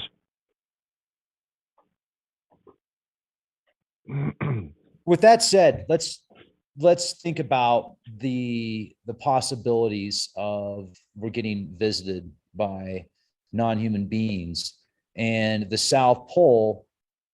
Would that be like one of the best places for them to go? Because there's just, how are you going to be able to, you're not going to be able to see them out there. I think this, and this is where I'm speculating, I think there's something to this. I think there's something going on at the South Pole Station. I think from the stuff that I've learned about gravity and how things work, that whether, even if it is or isn't, even if it just turns out that at some point in time that they believe that to be the case. The government does that a lot. They don't necessarily know stuff, but they believe enough on something that they'll invest in that direction. And the next thing you know, they're invested in that direction, so they maintain it. So I believe at some point in time, somebody believed there was value to observing our southern pole for intergalactic on and off planet activities. I am also a believer that there could be something going on inside our planet, and that one of the access points may be at the pole or close to it, or from the continent of Antarctica, which is freakishly huge. So I know a lot of people like, there's a hole right at the South Pole. No, there's not. I was there. Sorry, folks. I don't care about other people's stories on the topic. Unless they can show you pictures of their story, I'm calling them liars. I was there, they weren't. It's that simple. Not necessarily liars. Holy cow. They're misled, right? Because they have No. The whistleblowers, the actual whistleblowers. There are people. Oh, okay. There's the people that the researchers are putting up, right? Yeah. Yes. The researcher might be getting misled, but the other person's a liar. Fair enough. And yes, and sorry, I wanted to jump in there about the spaceport at Antarctica, because that would make perfect sense, both from the official NASA studies there of there being the lower gravity, the lower flux, the potential portal and vortex, as well as the Russians. The Soviets claimed the same. They released a couple of UFO documentaries actually on their public network, I think about 10 years ago. It also was disclosing Admiral Byrd's trip down there, but they're essentially saying the same thing, that it's a portal for possible technologies. Nassim Haramein seems to think the same. And just from your own experience down there, something seemed off, and there's no practical reason why they would be sending people like John Kerry or Buzz Aldrin down there just for logistics reasons for what's actually down there of value. There's supposedly nothing, but there has to be something. Yeah, I mean, in the grand scheme of things, right, these are representatives, right? So if this representative is going to go have a meeting with some other representative, you can schedule that meeting literally anywhere on the planet. Obviously, because they're going to schedule it at the South Pole. So apparently you can schedule it anywhere on the planet. What is the practical point? Yeah. I see, as someone who's been there, I see nobody zero. else can see it apparently, right? So they're clearly hiding something down there. Right. Yeah, in a way, they can't even, like, that's funny too. Yeah, because in a way, they can't even stop the world from noticing you went there. But yet they can't even really discuss a real reason. And so it is it's so shady. The Russian Orthodox high priest also went down there around the same time as John Kerry, I believe. It was either before, I think you're right. Or after. So so it's like, why are these different world powers, highest level diplomats being put down there unless there is an actual off-world or high value negotiations happening there? Which I think is really interesting, because prior to the American involvement in Alaska, it was mostly Russian Orthodox and all over Alaska. And Alaska has a rich history of hidden pyramids and aliens and blah, blah, blah. So it's funny. Right? Just these reoccurring things that keep happening over and over. It's how many times does it have to happen before it's not a coincidence or a conspiracy? And thank you for bringing back the pyramid aspect, because that's kind of what I wanted to go into for part 2. Is all of the pyramids everywhere. And then, so the pyramid that you saw and took a picture of down there, was it from when you're stationed on the South Pole, or when you traveled through transit through McMurdo, or like how many are you aware of down from? Let me give great specificity on this. The photograph is my roommate's photograph. She's also from the program. She was gifted this photograph from someone in the program as well. This is a gigantic panoramic photograph of very high quality of many mountain ranges of Antarctica in one shot. This thing is like 16 feet long. It's freakishly huge photograph. So people have to understand the intent of this photograph is not to show any one thing in detail. It's meant to show a massive landscape. So when I present it to people in reality, they can see the scale, the scope, and all of that stuff. But it depicts all of the mountains. So this is a program photo. So it's like stuff that's used in the program. It shows that this mountain this mountain that.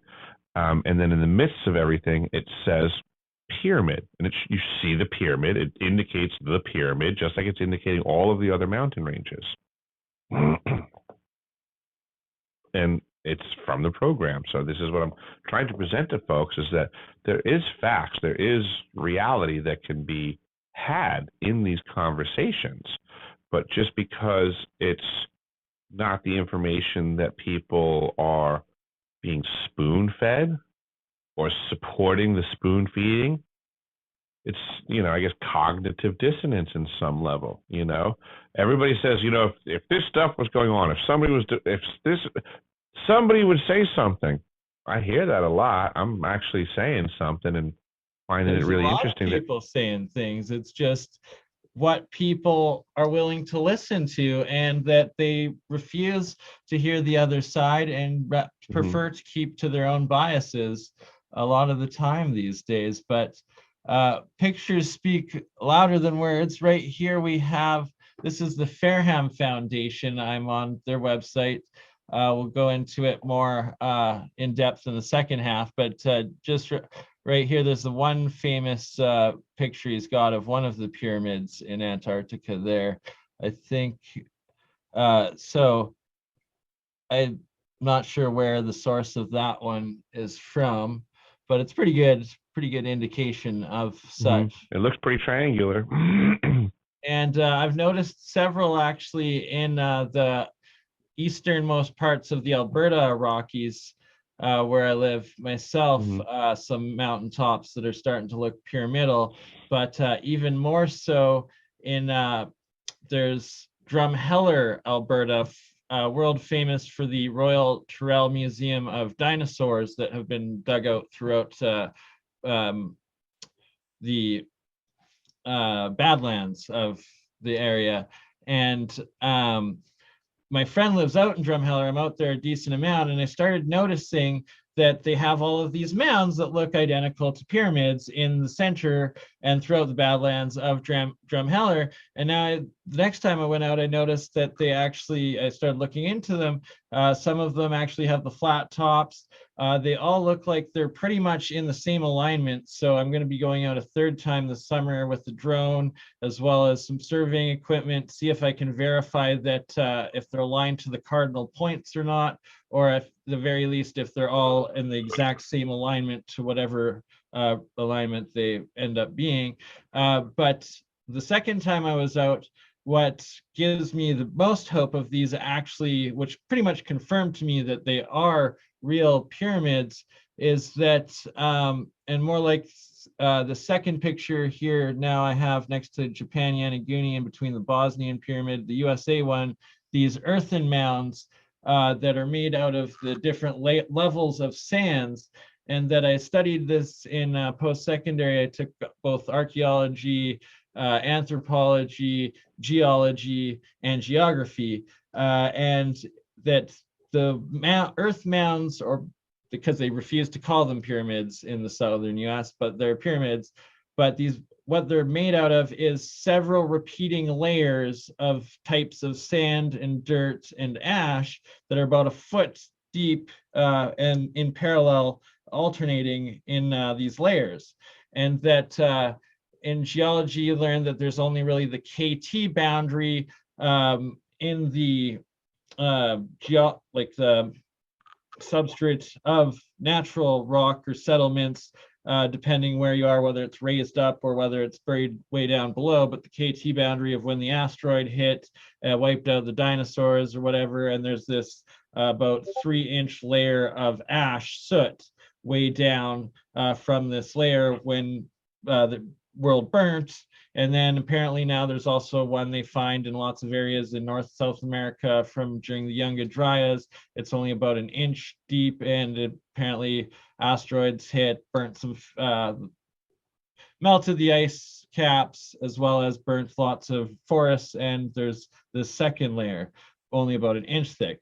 In these mounds I've found, they're charcoal that is exactly 12 inches, exactly 1 foot thick, and it alternates with 2 other layers, one pink, one red sand, also identical 12 inches each, and then they rotate these layers down in these mounds. So it's almost guaranteed that they're in fact man-made pyramids in Drumheller, Alberta, and not these natural through supposed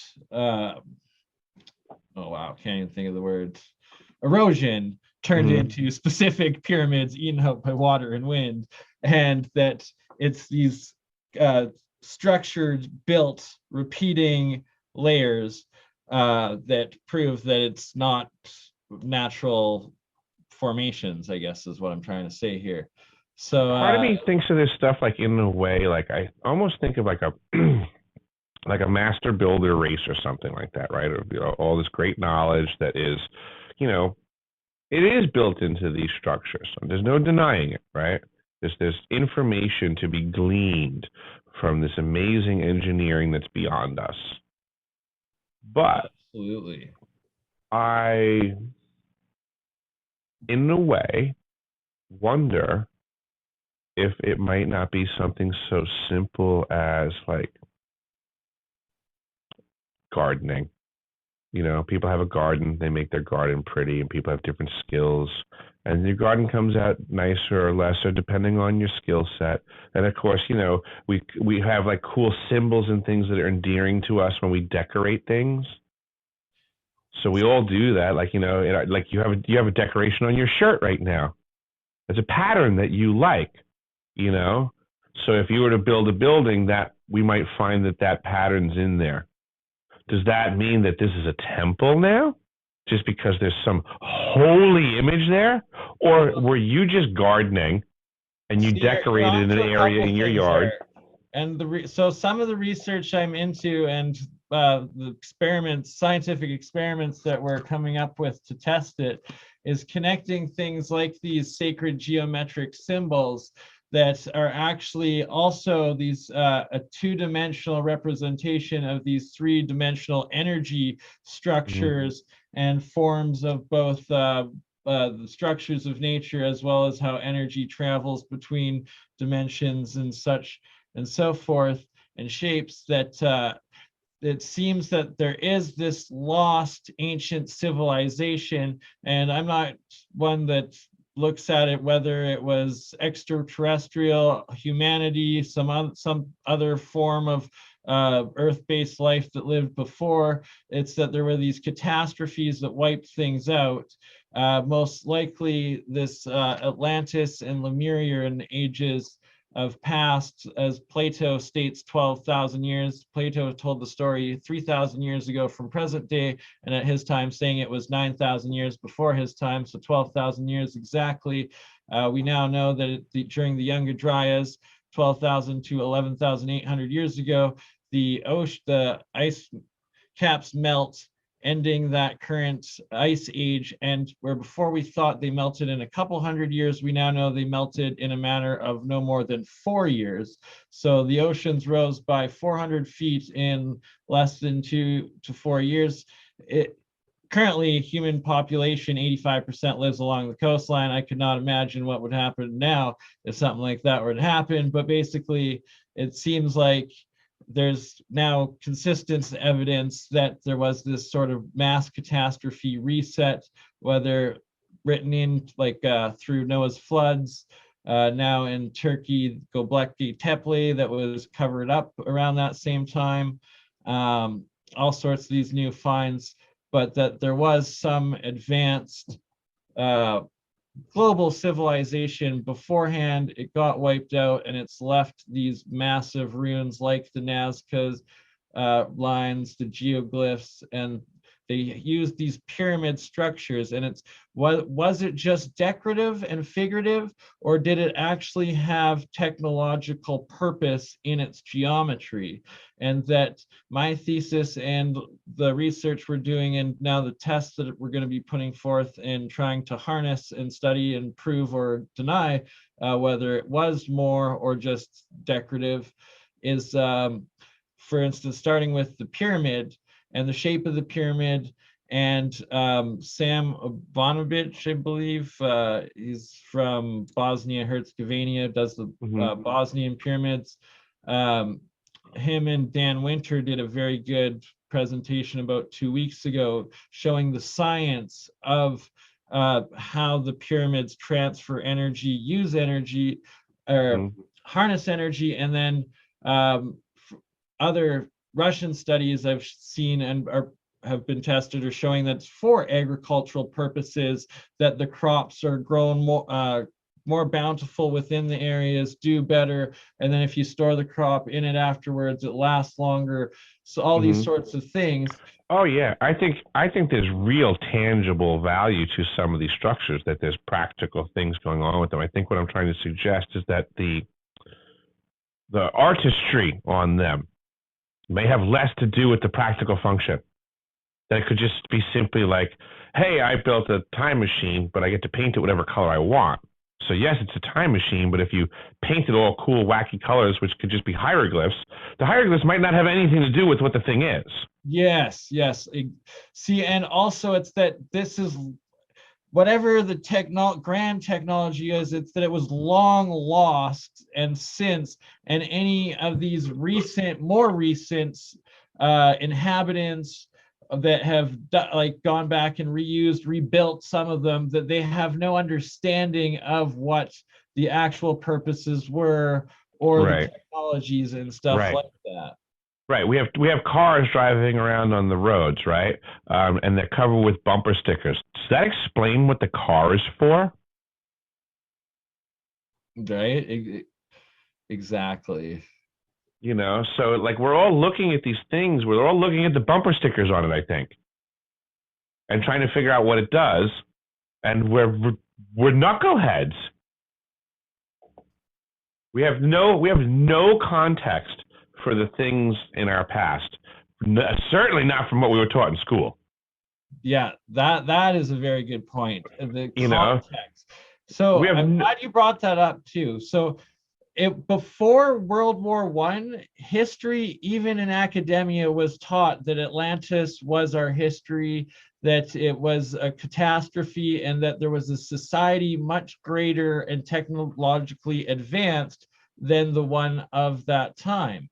And that as soon as we've gone into this new reset mentality, YOLO, we're the best ever, you completely lose that context and understanding of all the previous archaeology, humanities, civilizations, and the rest of it. Yeah, I mean, nobody wants to hear it, but we're the lamest time period ever. We're the most inefficient. We're the most material and we're the most non-understanding of the resources around us. I mean, yeah, this is like the fall of man 101. We're at like rock bottom. We're knuckleheads. We don't understand the context of anything from our past, and yet we try to like pontificate as if we're so educated through science. You know, you can't argue with science. What? You know, it's just that, how do I put it? The confusion, it's like, it would be like all of creation, right? Just imagine all of creation. Sovereignty to science, yet science is now corrupted, false, and misleading in the highest of corrupt institutions. I speak oftentimes, like, you know, people get biblical and things like that, and they talk about creation and what God is because this says that, right? And that's crazy to me because I think of it like, think of like when the Cathedral of Notre Dame was built, right? How out of the world that structure was for people that were like, you know, living in the woods, and there's still folks foraging and stuff back when that was built. But then to see the grandeur. There's still tribes doing the same today. Right. So imagine people to walk out of the woods and see something like that going on, okay? They would be so profoundly different to them in their creation. But now imagine if you've never even seen anything like that before. You've just lived in the woods. You've never seen anything like that before. But I go over to the cathedral and I chip off a little corner of stone and I bring it over to you. And that's the only perspective that I give you on that creation, okay? And then I turn to you and I start asking you to define the creator, the architect of the structure. How accurate can that person be? It's not really possible for them to have any semblance of accuracy. So I would often tell folks that in the grand scheme of our creation, from your limited perspective, it's pretty much impossible for you to have any accuracy as to what's going on around us. Yep. But yeah, people love to pontificate and preach like they know this is this and this is that, and it's got it. Really? Really? How's that piece of sand you're holding look? But people just don't seem to get it. If we can broaden our perspectives and realize that it's not just everything that we're being shown, which is the piece of sand, because they're not letting us see outside the margins. There is greater creation. There is more to the conversation, and folks need to have the blinders removed, because it's, in a way, it's like we've been pulled from the forest and being forced to just look at the piece of sand when we have the ability to look at the cathedral, to make it to that understanding. I almost think of it like in the movie, in the book 2001 Space Odyssey, there's like that moment where the Neanderthal men come across the monument, the obelisk, and they have this epiphany just from witnessing something, from being privy to exposure to knowledge. And I feel like contemporarily, this is where we're stuck, is that the powers that be are very adept at putting blinders upon us and making us focus in directions that we don't want. But now I'm monologuing to a wall of paintings, and I wish we had a live line that we can get to. Oh, Sorry. whoa, shirt change. Look at that. It's all good. I just ran out of stuff at the last second. Fair enough. It's getting colder in Canada. You had to throw a shirt on? It is today. It's a little rainy. Uh-huh. Little rainy. It's I think it's only like 7 degrees Celsius out right now. Oh, wow. Yeah, right. And it's like still it's only 5 hours of darkness. So kind of strange. It's our rainy season though. It'll be like 30 degrees tomorrow though. Nice. How's Alaska? Oh my God, it's been ruthlessly hot lately. I've been praying for winter. Really? Hey? Yeah. Well, ruthlessly hot according to my standards. It probably was in the low 70s. I don't know. I've been working out in direct sunlight and complaining. Yeah, well, I'm just so much sun at this time of year, no matter what you do. Can't hide. Yeah, absolutely. Before you were talking about the history of like the former Russian history settler area of Alaska and inhabitation. And part of the research we do online is into this Tartarian Empire and Tartarian history. And the further you look back on maps, the more territory was called Tartaria. And at one point it occupied all of Alaska, and it seems like it actually at one point was also all of North America and South America. But the end of it was the Eastern Eurasian part. And that a lot of the map on the ancient maps, there's all these cities of like castles throughout northeastern Eurasia in this Tartaria region, where now it just looks like bomb craters and no inhabitation. But cathedrals are a big part of their architecture, as well as these brick buildings. And do you see a lot of that sort of architecture, like the older stuff in Alaska still? And is there still Russian population at all, or is it just completely removed? There is not a lot of structure in Alaska at all. Just simply, there's not a lot of structure. There's not a lot of old structure. Probably the oldest structures that I saw, which were probably Russian Orthodox, some churches and things, were over in the Dutch Harbor area. It's probably some of the oldest and more religious structures that I saw, and they just looked wooden. Okay, that's pretty cool. Yeah, and it's, so I don't know, have you looked into the Tartaria much, or? Not much, but I find it very interesting, and I guess I would say what I do know of it, I guess, supports my belief that there was something going on for longer on this planet. I agree. I don't know the answer on humans, aliens, whatever the hell you want to call it. I don't know. But as a tradesman, I know structures and I know labor. And I know that it takes a certain amount of man hours, motivated man hours, to do hard work. And you can't whip someone into being a craftsman. Right? Oh, I know. That's the biggest lie that people seem to, oh, back in the day, there were all these slaves building these things. No, they weren't. Right? It's like, no, they weren't. A slave who you beat, you break their hands if they don't work. Well, someone with a broken hand is never going to be able to craft these masters. Like, oh, right. These stories are shenanigans. These structures were built by people that wanted to do it.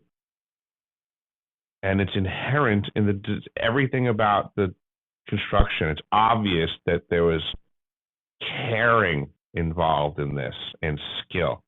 Yeah, that's not something you beat people into. So, my main science and experiments discovery has been in alchemy, electrolysis, cold fusion, and through rediscovering Isaac Newton's alchemy works and when they are translated, and then my own electrolysis experiments, recreating a lot of his transmutational states and stuff, and creating these monoatomic elements and metals and stuff. But it's that I've now started reading a lot of these ancient alchemist writings from like the 1600s and around that sort of time period, and you get a completely different picture and understanding of what they were taught, what they knew, and what they believed, and what was actually going on. And one major part of this electrolysis called fusion stuff and the monoatomics, it ties directly into the geopolymers and these, how the megaliths and these other buildings and whatnot, how they're actually made, and that it's a completely different technology than what we currently believe through geology and all of this and whatnot. And it's fascinating as heck. I have spoken to some fairly intelligent folks, and the suggestion has been put on the table that in antiquity, folks were able to wield energy in a way that you could liquefy rock in a way to make it like a moldable concrete, and then like turn the power off, and then it's like, I don't know the terms, so to say, but it's I guess polymerizing the rock for a period, and then like under energy you can put intention into it and make it the shape that you want, and then turn the energy field off, and voila. And then again, like almost in a way, like I was saying, going back to like, hey, you have a garden and your garden's nicer than my garden, you know, and it's just a matter of our skill set. That's all. So I think some of these things, we're just seeing the skill set of the artist that built the thing that was better than another. And in a way, it was still keeping up with the Joneses thing, just on a greater scale. Look what I can do. Look what you can do. Oh, my structure's cooler than your structure. They're all still similar. You know, you see people build an English garden. It still has similar structure that makes it English garden. But some people's are fancier than others.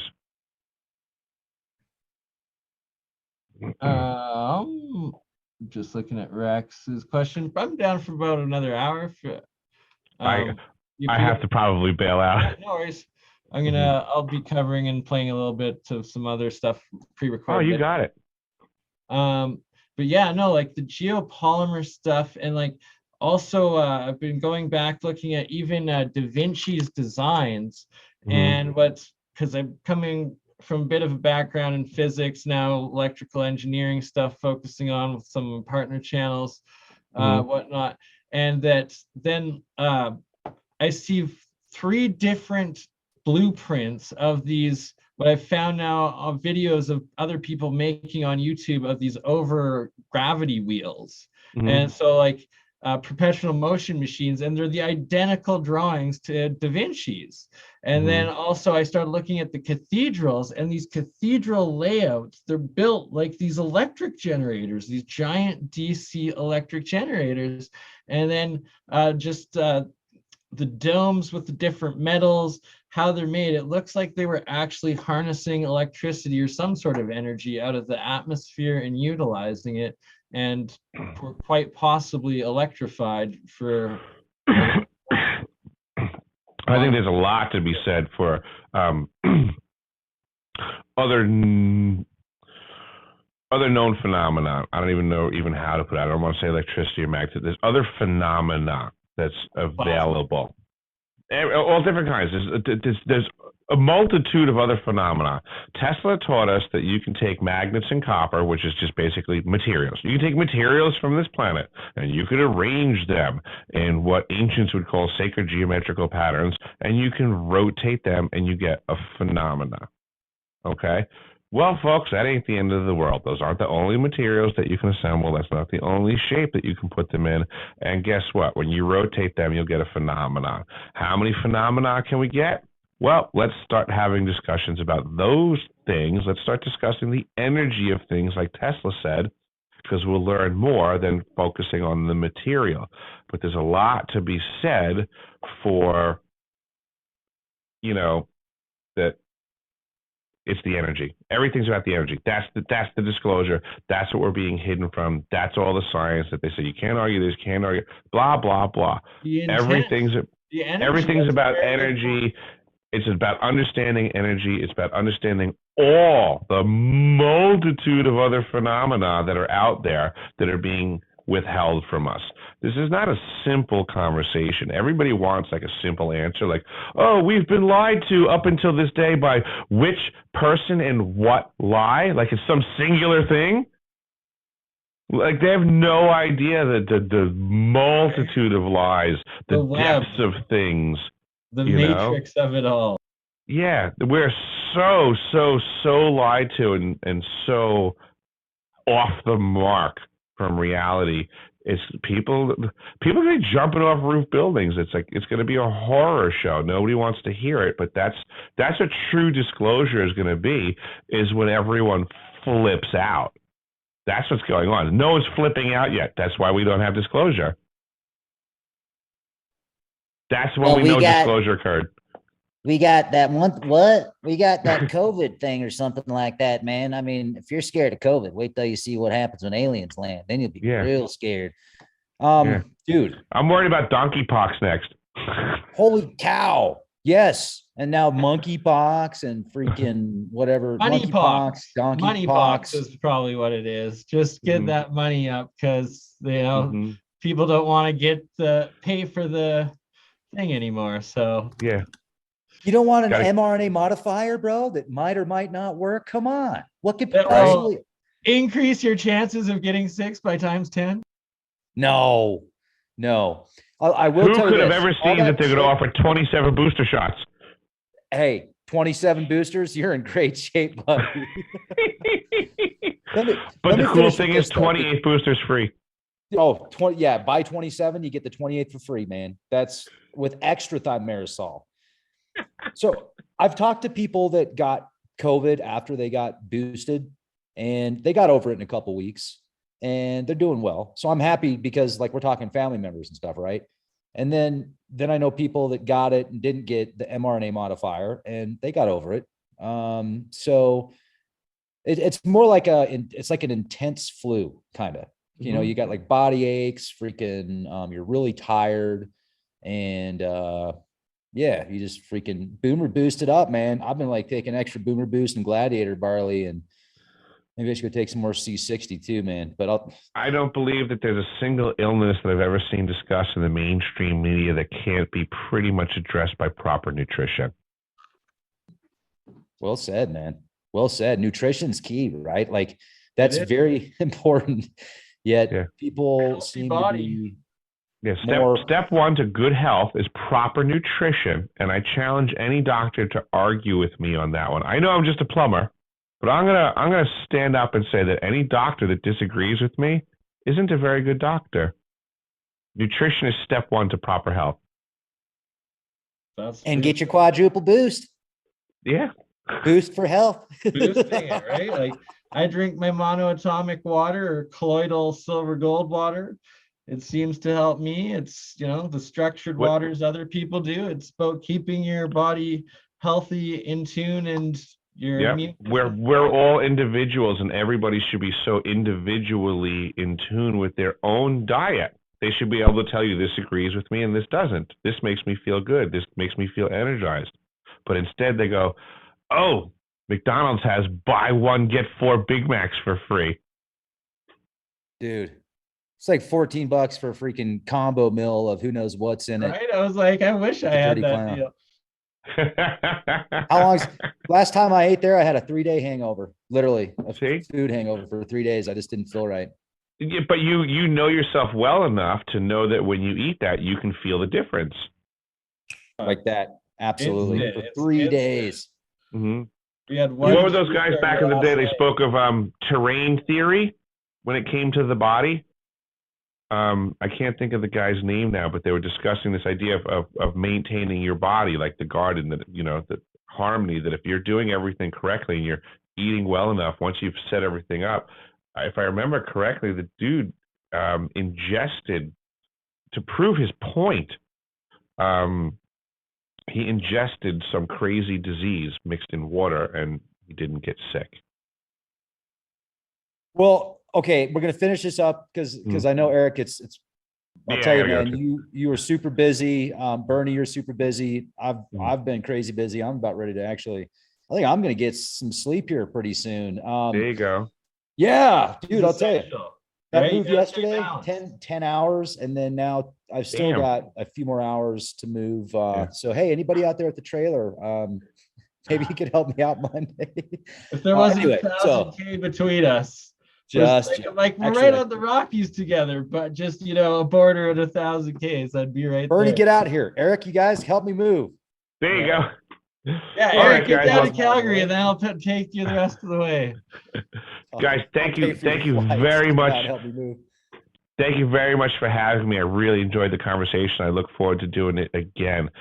Rex, have a blast in the new place, and I look forward to helping out. Anything that I can do, I'll try to help out as much as I can with everything that you're doing in the new direction that you're going. I know it's hard to push and gain ground in disclosure, so I want to just I want to help. I think this is where the front lines are at, as best I can tell. So I'm going to step up to the front lines and try to help push forwards. Man, I appreciate it, Eric, because you are a big part of disclosure, and to have you a part of this is amazing and really appreciated. We need you, and BurnEye, we need you too, man. You are so valuable to this. Really appreciate you. And in finishing up, you need to let everybody know where to find you on YouTube, and let's wrap this up with a positive note. Oh, thank you so much.